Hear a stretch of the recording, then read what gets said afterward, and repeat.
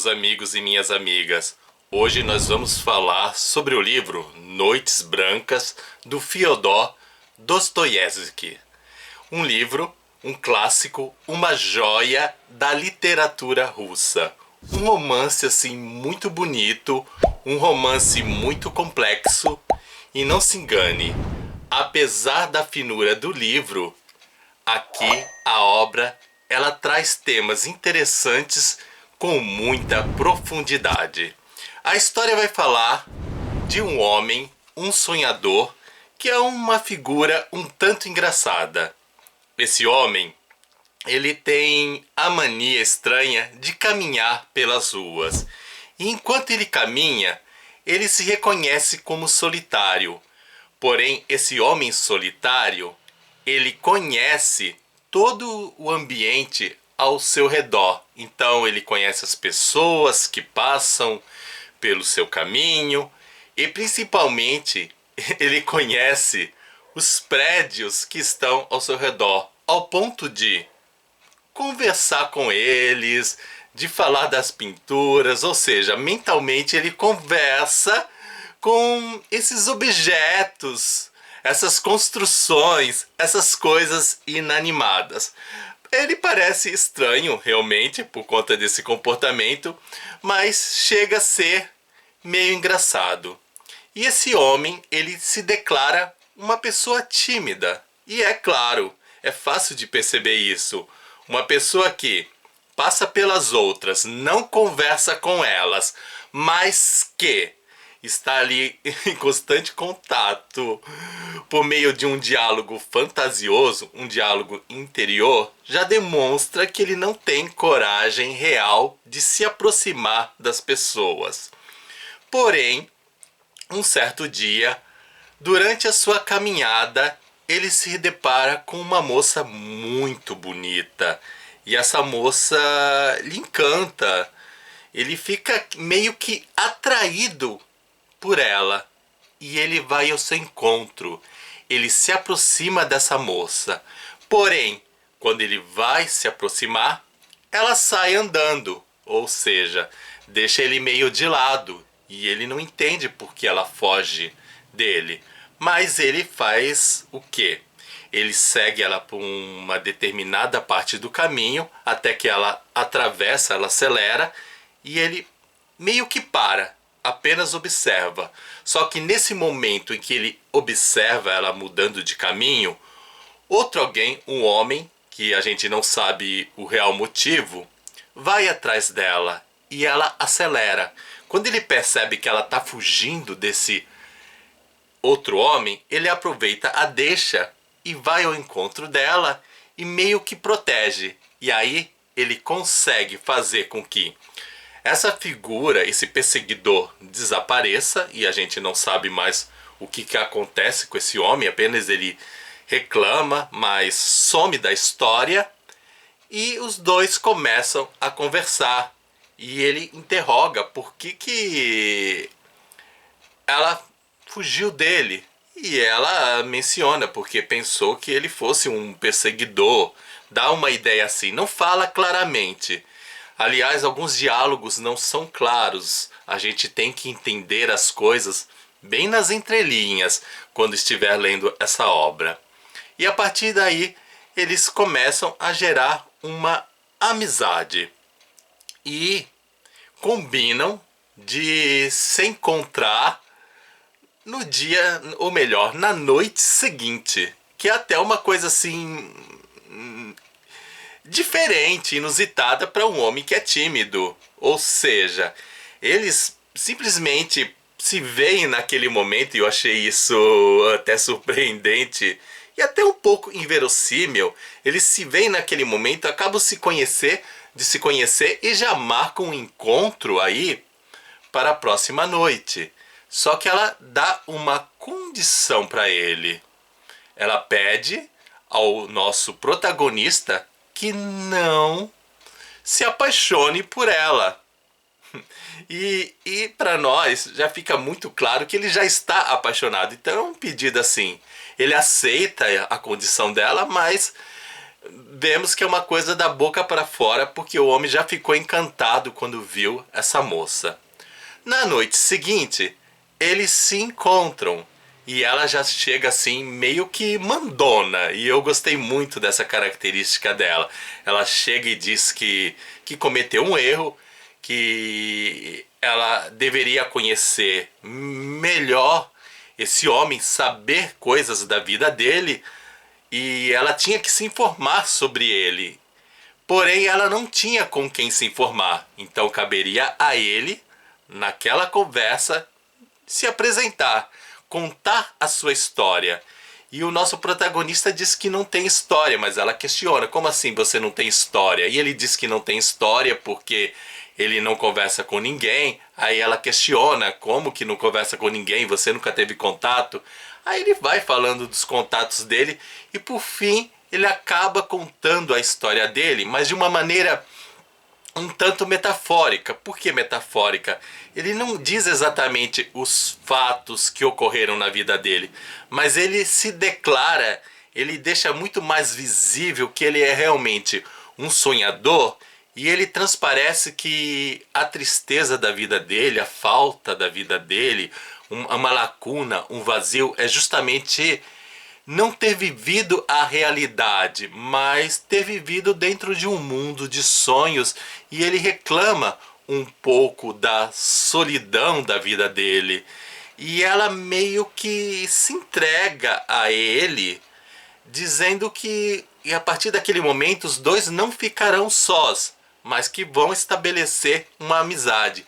E mais uma vez começa a coisa a ficar um pouco nítida. Enquanto ele está apaixonado por ela, ele a ama de verdade no sentido de amor entre homem e mulher, ela também o ama, só que o amor dela é um amor mais fraterno, é um amor entre irmãos. E concluída a sua história, a moça resolve falar da sua própria história. Chega a vez dela se apresentar ao homem, diferente dele que fala das coisas de uma maneira metafórica e que ela até classificou. Você fala como se estivesse lendo um livro.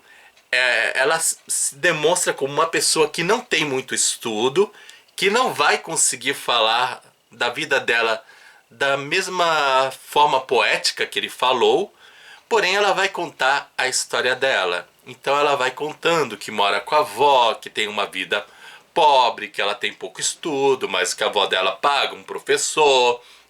E de repente a história culmina na paixão dela, e que é um homem que foi inquilino da avó dela. Essa moça, naquela noite que ele a viu, que ele se encantou com a sua beleza, na realidade ela estava esperando um homem que ela havia combinado um encontro há um ano atrás.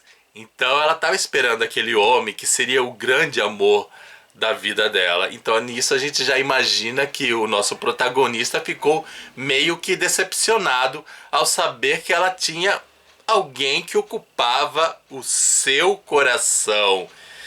E eu imagino o quanto foi doloroso, porque nem tudo, como eu disse, o livro ele menciona claramente, mas a obra deixa muitas coisas nas entrelinhas. O autor, o Fyodor, ele faz com que a gente imagine e complete algumas coisas. E isso é bem legal, porque dá espaço para nossa criatividade, para sonhar, para de fato nos tornarmos sonhadores. Aliás, a questão do sonhador é interessante porque o sonhador não tem nome. Então, de certa maneira, nós podemos nos apropriar dessa figura do sonhador. Já a moça, ela tem um nome. E, inclusive, nessa primeira conversa, ele pede para que ela se apresente. E ela se apresenta como Nastienka. Para nós ouvir ela falar que o nome dela é Nastienka, nada de anormal. Porém, para quem conhece os costumes dos russos, ela se apresentar por Nastienka diz muita coisa. Por quê? Nastienka é o diminutivo de Anastácia. Então, no costume deles, quando alguém, ou especialmente uma mulher, ela se apresenta no diminutivo, ela está gerando uma certa intimidade com o seu interlocutor. Então, ela já está se demonstrando íntima dele. E eu acho que é por conta disso que, de certa maneira, ela cria uma esperança para ele de paixão. E os dois vão se encontrando durante algumas noites, fazendo confidências a respeito de suas próprias vidas e refletindo sobre o amor, sobre o sentimento de rejeição. Afinal de contas, aquela mulher, ela estava esperando alguém naquele local e esse alguém não aparece, das questões de amor não correspondido, enfim.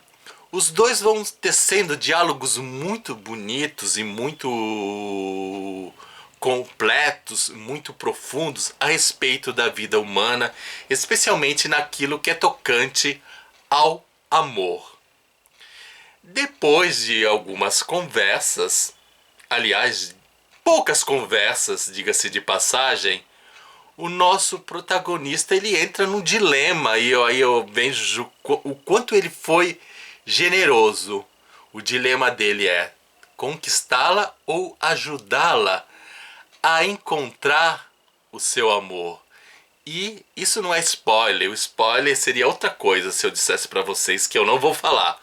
Mas ele resolve corajosamente, dignamente, ajudá-la a encontrar esse homem, a grande paixão dela, apesar do coração dele estar totalmente voltado para aquela moça. E aí que vai gerando a expectativa. O que vai ocorrer agora? A moça vai encontrar com o seu grande amor e ao mesmo tempo que a gente fica naquela expectativa, será que ela vai se encontrar com o grande amor dela? Nós ficamos numa grande torcida, puxa, seria bom que ela e ele se unissem. Afinal de contas, o nosso protagonista, ele a ama de uma maneira tão devota que faz com que a gente torça. Agora, o final da história. Ela encontra o grande amor ou ela fica com o nosso protagonista? Sobre isso eu não vou falar. Eu não vou dizer a resposta, porque esse é o grande spoiler da história, é a grande questão, é a grande expectativa. Descobrir no final com quem a Nastienka fica.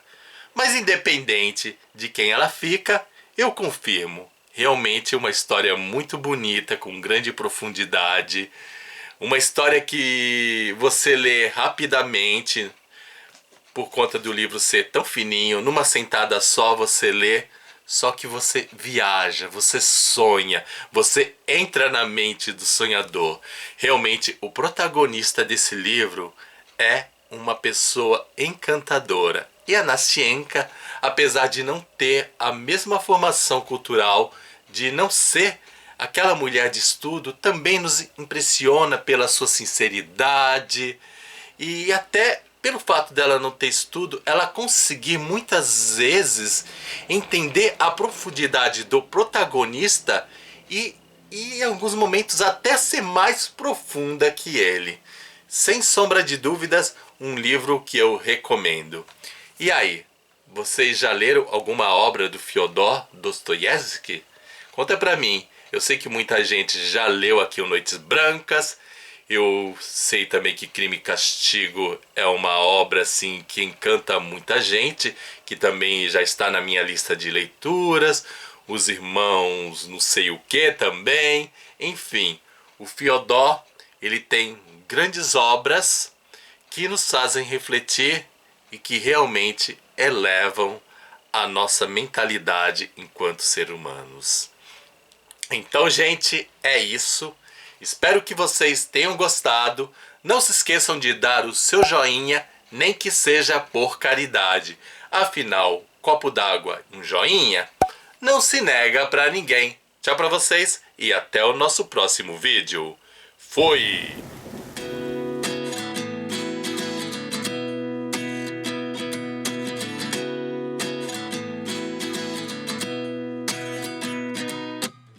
29 and I find myself wondering, what did happen to the last 10? I ran away with my life, fast forward, never turn